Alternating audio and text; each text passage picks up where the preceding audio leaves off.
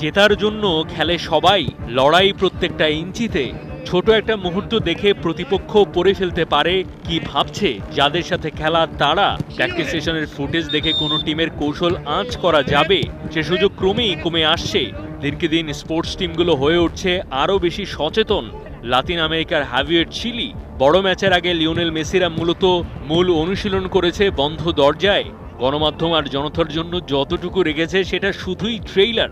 ওটা দেখে বোঝার উপায় নেই কি ভাবনা কৌশল সাজাচ্ছে আকাশী নীল। গোলকিপারদের স্টান্স দেখে এটা অবশ্য পরিষ্কার যে সম্ভবত কম্প্যাক্ট একটা ম্যাচই প্রত্যাশা করছে বিশ্ব চ্যাম্পিয়ন। চিলি টিমে আছে অ্যালেক্সিস সানচেজ, ভার্গাসের মতো অ্যাটাকার, আবার এক ঝাঁক ডিফেন্ডার যারা খেলে রাফ অ্যান্ড টাফ, জায়গা দিতে চায় না একেবারে। হয় লং রেঞ্জার থেকে স্কোরে আসতে পারে জয়ের মুহূর্ত, নয়তো এমিলিয়ানো মার্টিনেজের করতে হবে বাড়তি ডিউটি। ম্যাচটা সেদিকে এগোতে পারে, সে ভেবেই হয়তো এমন অনুশীলন। টানা ৫ ম্যাচে জেতা আর্জেন্টিনার বিপক্ষে চিলির সম্ভাব্য এই দুরন্ত ম্যাচটা বুধবার সকাল ৭টায়। লড়াই জিতলে টানা ১৪ বারের জন্য কোয়ার্টার ফাইনাল নিশ্চিত হবে লিওনেল মেসিদের। মারি আহসান, ৭১।